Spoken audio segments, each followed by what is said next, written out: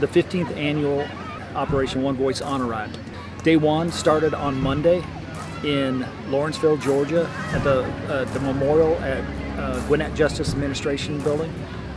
And it was a beautiful, cool morning. We had some sun later in the day, but day one is 84 miles on the first day, so it's kind of a light day of riding.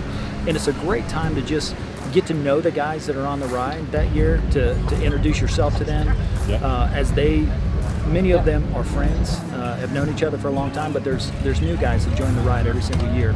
And it's a chance for all of those people to get to know each other. And it's a beautiful time. You start out riding, you're slow, but you're getting ready to set out on an adventure. You're getting ready to set out on a journey where you know there's going to be some shared suffering, some shared sacrifice, where you all be working together to achieve a goal throughout the year. So day one is a beautiful kickoff of that. And when you set on those bikes and you start pedaling down the road, it's exciting.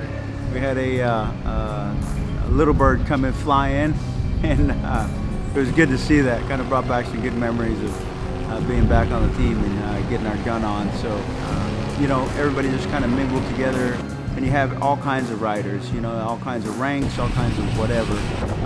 But out there, it's just, you know, we're all giving away together. Operation One Voice started just a couple of days after September 11th, 2001. At that time, I was a City of Duluth police officer and a Gwinnett County firefighter, and my life changed forever on that day, like all Americans. So then, we decided to stand up initially for the police and firefighters in New York, and shortly thereafter, we continued with the Special Operation Forces, supporting their families of the fallen and wounded. Probably one of the most fun things is that initial ride out of day one. And day one's not too hard. You know, it's 80 miles, so you know, you're not going to kill yourself on day one. It's just fun. People are talking, and you know, a lot of people are reunited. It's just awesome. I love day one. It's probably my favorite day. Day one was a good shakeout day of getting used to being back in the saddle for that period of time. Lots of hills started coming along. I did not know Georgia had a bunch of hills like that until my first year riding, and that was surprising. But everybody did great. You know, we were shaking out kit, shaking out equipment, really dusting some of the rust off of our cycling skills, and got after it. It was great. Nice meeting you guys. Thanks, buddy. Safe ride. On day two, it was definitely a more challenging course. So day two, the mood kind of changes. You know, you ramp out pretty good. You're maybe a little sore from the day before, but not too bad. You know, first 20-40 miles, people are still talking. And then as the sun comes up and the hills just keep coming and coming and coming, it's just relentless. You look up and it just looks like the hill's never going to end. It's just one after another. Day two is a difficult day. Day two has a lot of climbing. I think we had 4,500 to 4,600 feet of climbing. And day two is 122 miles. Turbo, how's it going? Nobody can even say anything. All right. That's the rule. How you feeling? Like shit. Yeah, I lost my leg in the beginning of the war in March of 2002 on Operation Anaconda, Roberts Ridge, Tuckergar Mountain. I was shot by small arms fire trying to retrieve my brother that fell out of our helicopter that was struck by an RPG, which is a rocket propelled grenade. Gosh, day two is just brutal. There's no way about it. And I think we did 122 this year, which was an additional 20 miles, so it made it even harder. But day two's, I always tell people, if you get past day two, like the rest of it, you're finishing. That's it. But day two is like, don't view it as 400 miles, view it as 20 miles at a time, and then, oh yeah, day two. So day two is, it's tough, but we did it. We hung out together, and you know, wonderful day of cycling. Finish it with, Keep pedaling. yeah, it's fried chicken. Yeah, you get this amazing lunch. This like kind of mom and pop fried chicken place where they make this stuff called butter bread, which is like basically bread, sugar, cream, just blended together in this like pureed pudding. And it's the worst thing you should ever eat in the world. But if you're riding a bike 130 miles, you can eat as much as you want. That was day two. My brain ain't working very well. And that's why you don't have Mexican the night before. If you're gonna do a 400-mile bike ride, you may want to do about 1,200 miles of training. That's it. Shit happens, man. Press on. Somebody goes down and there's nowhere to go. Big or go home. Rubber side down. 41 miles left today. We stopped for lunch on day 2. Things start to flatten out a little bit, and you're able to finish the 122 miles with 2 or 3 legs after lunch. I spend most of my time either up front or all the way in the back. When I was up front, I tried to keep the pace at a very consistent, even pace. Everyone is able to keep up without having to do too much work on the back. I was just helping out those who were having a hard time climbing. Okay, day 2. Day 2 was interesting. Probably the hardest day of the whole ride. 123 miles through the hills. And it was extremely hot, 107 degrees. We did have our first major accident on the road, thankfully. Knock on wood, everyone was okay. But it was great. It was great to see everybody really, fight through the hardest day of the ride. Drink water. Beat the heat. Operation One Voice started as really a stopgap. We're a very small nonprofit, and we wanted to work with the military commands and fill gaps where people were falling through the cracks. It's a one-on-one, person-to-person type event. We don't just cut checks not knowing where they go. We meet the families, we get to know them, and then we try to help them solve their problems and move on. It's just so humbling to be around these people. Really, the best part of this whole ride is when we turn in to Destin. No, that is the best part, right? That was day 2. Day 3 started really early in Albany, Georgia, and it was a cool morning. The rain was just starting to mist. We started out just as the sunrise was starting to come up, and still dark. Vehicles that were passing all had their lights on, and we were riding off just as that sun was starting to really come up and starting to brighten the sky. It was a beautiful sunrise. There was a rainbow, signifying God's promise, which was amazing over the ride. But it was the beginning of a long day. It's the longest day. It's 130 miles, but on the flip side, most of the hills and elevation has already been taken care of. This year, we just got chilled in the rain, though. I mean, it was, I think, the first 6 hours probably, I don't think it ever let up. It's going to be slippery with it being wet. Paint, railroad tracks, be especially careful. Second thing, we got a mixed group. Some people have rim brakes, some people have disc brakes. Disc brakes stop a lot better in the rain than the rim brakes. It's like a recipe for a mouthful of road grime and... The rain coming into that day was just brutal. But I'll tell you what, it's better than having 100 degrees pouring down on you the whole time. You just can't really see too well, can't take turns as fast, but it definitely cools you down, keeps you cooler. It was just one of those gut checks. You just do your 15, 20 miles, rehydrate, ice the nub, get her on the bike again.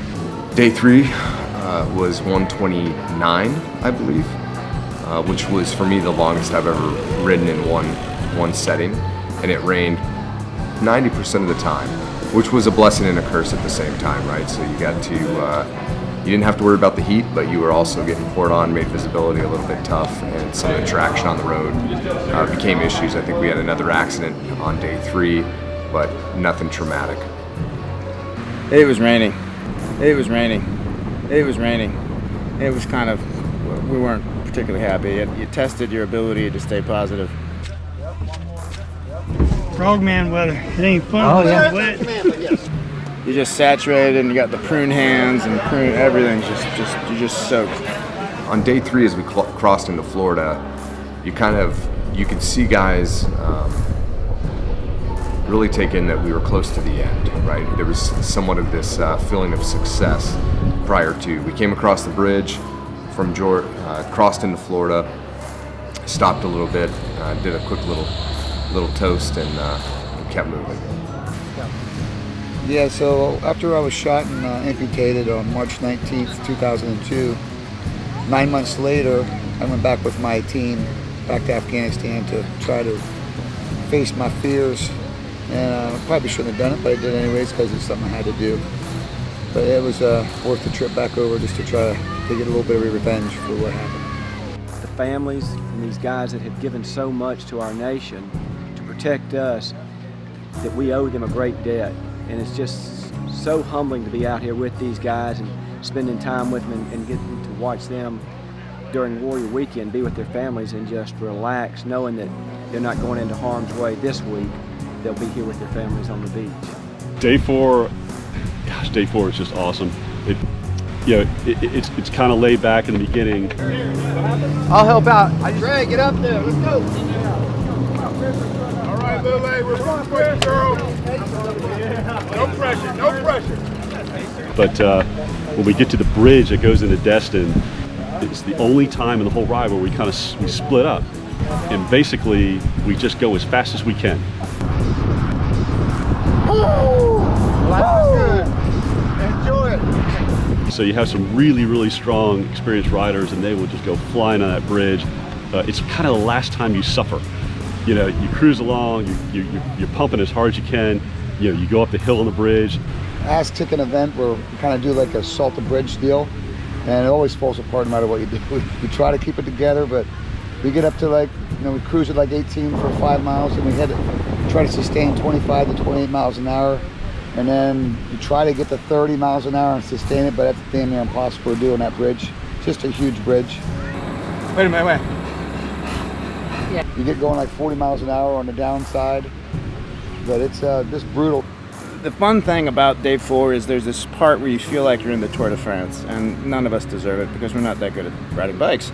But you cross this bridge, and it's a 3-mile bridge, and the police, they close the entirety of the bridge, and so we have this kind of like ad hoc bike race where we just try to ride our bikes as hard as we can, and some do better, some do worse, and we all just end up killing ourselves on our bikes. But you really feel like you're a professional cyclist. You're riding absolutely as fast as you can, which for us, isn't nearly as fast as other people, but it feels really great. And so you get past this bridge, and it's this panoramic 360-degree view of the ocean, and you're on the top of these, this winding hill that goes through the bridge, and you can see everything. And you've got these police escorts doing kind of motor pacing for you, and you're hanging out behind a guy, and you really feel like you're a pro. And then you go down the end of this, probably half-mile descent, and for some reason there's an entire high school waiting for us cheering. This year, which was absolutely amazing. The high school on the right there were all the students riding on the side of the road, like 3 blocks long. A local school came outside. I think it was 1,200 kids were waiting for you. So as you're coming down this bridge, right around 27, 30 miles an hour, it opens up and there's 1,200 kids in line cheering you on, which was pretty awesome. Very patriotic. Probably the coolest thing we witnessed this year, the high school from Walton County came out, and they had all the kids lined up along the side of the road, and they had American flags, and they were screaming and cheering you and trying to give you high fives and stuff. And you're so fatigued at that point, and to see those guys just amping you up and chanting USA, USA, and all this kind of stuff. It was just awesome. It was a really, really great experience. I just loved it. And then as we turn into the resort, to have all the police agencies out helping us come through and see our families out cheering us on, the flags waving. Operation One Voice was founded on the idea of public safety, police officers, firefighters, EMTs, supporting our special operation forces. That they all have it in their system that I'll stand for somebody else's family and serve them, whether it's going into a house fire, going in to protect somebody in a police situation, or sending our soldiers overseas to protect this nation.